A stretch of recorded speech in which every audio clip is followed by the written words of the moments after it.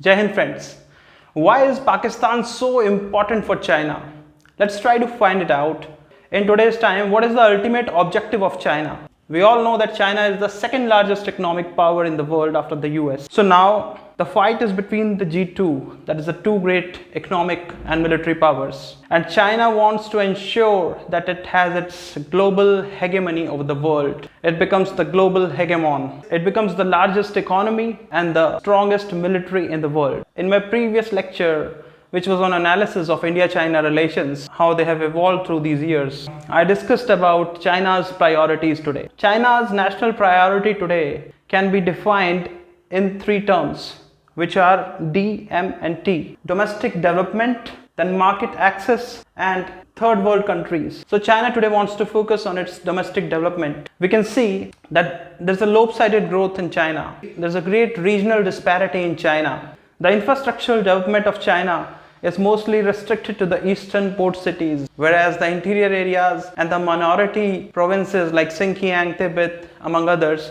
they are not as developed as the eastern port cities. So China wants to first of all address this infrastructural disparity, then wants to become a global economic superpower, and the chief ingredient for that will be domestic development, and for that it wants a peaceful setup at its home. Now these are two minority provinces of China. This is the Uyghur Muslim dominated Xinjiang province, which is a volatile region on account of dissatisfaction and indignation on the part of the ethnic minority of Uyghur Muslims. They're running the ETIM movement, that is East Turkestan Islamic movement. They have a secessionist tendency over here. They want to ensure more autonomy here and more rights for themselves. So this is the first point. China needs the assistance of Pakistan in controlling the activities of these Uyghur Muslims who go to Afghanistan for training and fighting against the Chinese leadership. When China is free from domestic turbulence and instability, it can focus on its domestic development. But at the same time, wants to keep India engaged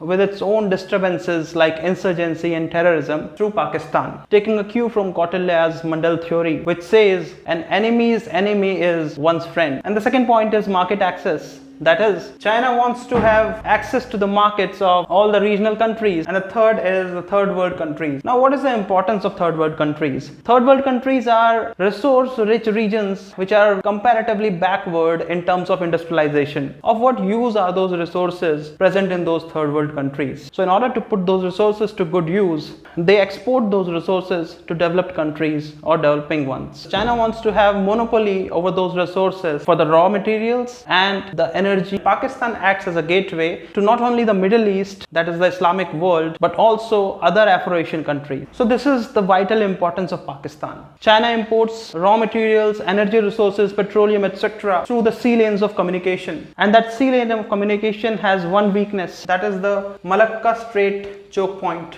where India has an upper hand over China. And to counter that, China no doubt has devised its string of pearls policy, through which it is engaging with the neighbors of India in the Indian Ocean like Myanmar, Bangladesh, Sri Lanka, Maldives and Pakistan, including Nepal. And we also witnessed the disturbances in Sri Lanka because of the Chinese debt trap, finally which culminated in the Hambantota port getting leased out to China for 99 years. So China can now easily use Hambantota port for next 99 years to counter India's dominance in the Indian Ocean. However, there is another problem. This sea lane of communication passing through the Indian Ocean is a long route and it takes more time. So in order to bypass this long route and also its Malacca dilemma, what China has done is it has invested in the deep sea naval port of Gwadar in Balochistan province of Pakistan. And China has also designed the China-Pakistan economic corridor, through which there would be a long highway joining the Gwadar port in the Arabian Sea of the Indian Ocean to Kashgar, that is the capital of Xinjiang. So to conclude,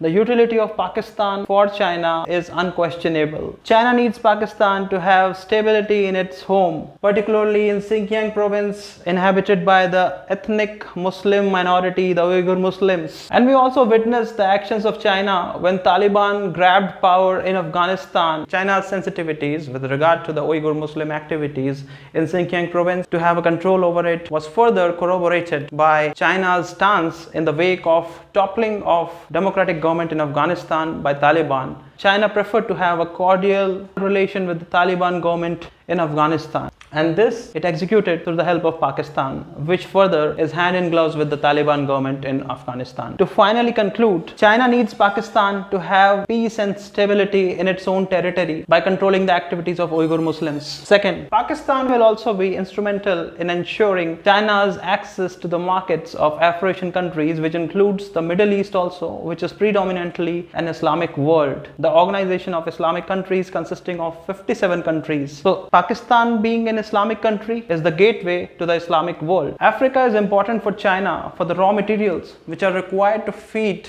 the industries of China. Then Middle East, the Islamic world, is important for the petroleum, for the oil resources, which are again ensured through Pakistan being a gateway to the Islamic world. So China has now decided to have an alternative to this sea lane of communication through which currently 80% of its trade, energy requirement and raw materials pass. And that alternative would be in the form of this Gwadar port, which would connect the China-Pakistan economic corridor. And this China-Pakistan economic corridor will be the first step in ensuring the success of the ambitious Belt Road Initiative of China, the largest infrastructure economic project of the world.